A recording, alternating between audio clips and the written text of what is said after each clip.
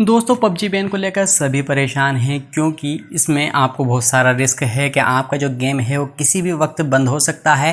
तो यहाँ पर एक न्यूज़ निकल कर आती है जिसके थ्रू आपको ये एक एहसास होगा या मतलब ये कह सकते हैं कि आपको आराम मिल सकता है, रिलीफ मिल सकता है कि आपका जो पबजी है वो अनबैन होने वाला है। अब अनबैन होगा उसके लिए क्या क्या प्रोसीजर होने वाले हैं, क्या क्या काम पीछे चल रहा है बैकग्राउंड में, तो इस वीडियो में हम उसी के बारे में बात करेंगे।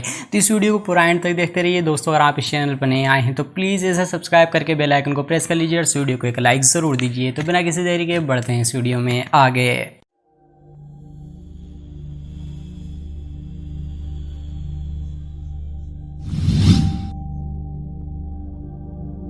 दोस्तों पबजी गेम जो है हम सबका फेवरेट है, ज़्यादातर जो यूथ है वो इसे खेलता ही खेलता है और यहाँ पर जो है ये बैन हो चुका है, उसी लिस्ट में आ चुका है जितनी पहले एप्लीकेशन आ चुकी हैं। तो यहाँ पर एक सवाल निकल कर आता है कि ये अनबैन कब होगा। अनबैन के लिए एक प्रोसीजर होता है कि जिसके अंदर वो सारी चीज़ें लेकर आनी पड़ती है जो वहाँ पर गेम को प्ले करने के लिए ज़रूरी होती है, जो वहाँ की गवर्नमेंट ने रूल और रेगुलेशन बनाए हुए हैं उन सबको फॉलो करना होता है, चाहे कोई सी भी एप्लीकेशन हो। तो यहाँ पर आपको पता ही होगा कि मैंने इस पर ऑलरेडी बहुत सारी वीडियोस बनाई हुई है बैन को लेकर, डाटा को लेकर, कि आखिर क्या माजरा होता है कि कोई भी एप्लीकेशन बैन हो जाती है। तो पबजी भी बैन हो चुका है, इसके साथ में पहले से चलता हुआ आ रहा है। कभी तो यहाँ पर आपको 59, फिर 47, 118 इस तरह की एप्लीकेशन जो है वो बैन हो चुकी हैं साथ में, और अभी जो है किसी का भी नंबर लग सकता है।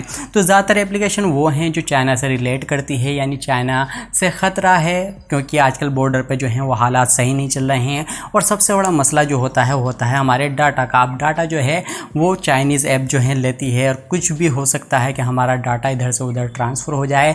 तो पबजी भी उसी में से एक है। हालांकि पबजी जो है पूरी तरीके से चाइनीज़ नहीं है, ये साउथ कोरिया का गेम है और इसके अंदर आपको जो टेंसेंट का लोगो शुरू में दिखता है तो वो आपको पता ही होगा कि पब्लिशिंग कंपनी टेंसेंट है, काफ़ी बड़ा नाम है, गेम बनाती है चाइना में। और इससे अलावा भी तो यहाँ पर जो चीज़ है वो ये है कि अगर इसे अनबैन करना था तो वो सारी चीज़ करनी पड़ती जो गवर्नमेंट बोलती है, यानी चाइना से रिलेट कुछ भी नहीं होता। अगर उससे रिलेट करता है कुछ भी तो हर एप्लीकेशन बैन होगी। तो पबजी भी इसी वजह से बैन कर दिया गया था कि यहाँ पर जो टेंसेंट है वो चाइनीज़ कंपनी है और हमारा डाटा उसके थ्रू जो है चाइना ट्रांसफ़र हो सकता है। अब जो न्यूज़ निकल कर आ रही है वो ये है कि पबजी ने टेंसेंट से अपना जो राइट्स हैं उसके इंडिया के लिए ख़त्म कर दिए हैं, यानी जो उसका कोलैबोरेशन करने के लिए उसके साथ साझेदारी की थी वो ख़त्म कर दी है।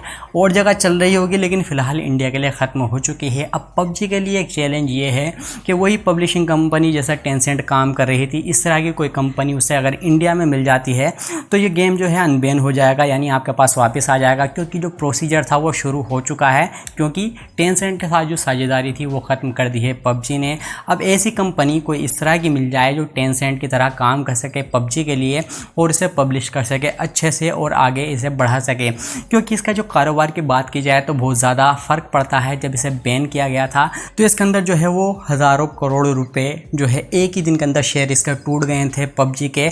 और अगर आप इसकी कमाई की बात करें तो एक रिज़ल्ट जो निकल कर आया था 2019 का, तो इसके अंदर $100 मिलियन से भी ज़्यादा का कारोबार पबजी ने किया था। तो आप समझ सकते हैं कि कितना बड़ा कारोबार इसका इंडिया में है, यानी कितनी बड़ी इसने अपनी छाप छोड़ी है और कितनी बेहतर तरीके से काम कर रहा है। अगर बैन होता है तो कितना तगड़ा नुकसान होगा कंपनी को भी, इसके शेयर होल्डर को भी जो इसके साथ जुड़े हुए हैं। तो इसी को देखते हुए उन्होंने देखा कि काफ़ी बड़ा बाज़ार है तो कुछ ना कुछ तो करना ही पड़ेगा। इसी वजह से उन्होंने टेंसेंट को अपने साझेदारी से निकाल दिया है इंडिया के लिए। अब कोई कंपनी मिल जाएगी तो आपको जल्दी से ही ये देखने को मिलेगा। हालांकि आप इसे चला पा रहे हैं लेकिन एक रिस्क रहता है कि कभी भी बंद हो सकता है। तो बंद ना हो उसके लिए ही कंपनी सारे काम कर रही है, बहुत तेज़ी के साथ लगी हुई है उनकी टीम, जिससे आपको ये गेम फिर से मिल सके, आप उसे पहले की तरह खेल सके और किसी की तरह का रिस्क जो है वो डाटा को लेकर आपको नहीं देखने को मिलेगा। यही सारे काम बैकग्राउंड में चल रहे हैं। अब यहाँ पर जो चीज़ थी वो ये थी कि टिकटॉक, हालांकि उसका भी बाज़ार काफ़ी बड़ा था, उसके भी यूज़र बहुत सारे थे, लेकिन वो डायरेक्टली जो है चाइना से रिलेट करती थी और इसमें कुछ तरह का नहीं था कि कंपनी कोलैबोरेशन तोड़ दे किसी से, चाइना को हटा दे, क्योंकि वो तो कंपनी चाइनीज़ थी।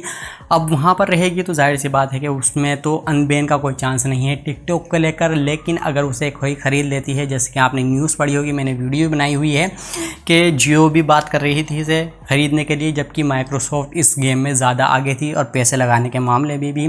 तो वहाँ पर अगर उसे माइक्रोसॉफ्ट ख़रीद लेती है तो वो चाइनीज़ कंपनी नहीं रहेगी, डाटा का किस तरह का कोई डर नहीं रहेगा। अगर टिकटॉक ख़रीद लेती है, माइक्रोसॉफ्ट ख़रीद लेती है उसे, तो वो फिर दोबारा से आ सकती है। तो फ़िलहाल तो पबजी के यहाँ पर बात चल रही थी, तो पबजी का जो रिस्क है वो पूरी तरीके से ख़त्म हो गया है। अब आने वाले वक्त में आपको अच्छी न्यूज़ देखने को मिलेगी। आई होप आपको ये वीडियो समझ में आई होगी, पूरा कॉन्सेप्ट समझ में आ गया होगा कि बैकग्राउंड में क्या चल रहा है और इसे आप किसे अनबैन होता हुआ देखेंगे, और जो साझेदारी चल रही थी टेंसेंट के साथ यानी चाइनीज़ कंपनी के साथ, वो किस तरीके से ख़त्म हुई है और किस तरीके से आगे का प्रोसीजर होने वाला है। आई होप आपको ये वीडियो पसंद आई होगी, और पसंद आई तो प्लीज़ इसे लाइक कीजिए, अपने दोस्तों से शेयर कीजिए। अगर आप इस चैनल पर नहीं आए हैं तो प्लीज़ इसे सब्सक्राइब करके बेल आइकन को प्रेस कर लीजिए, और मैं मिलता हूँ आपसे अगली वीडियो में। Thank you.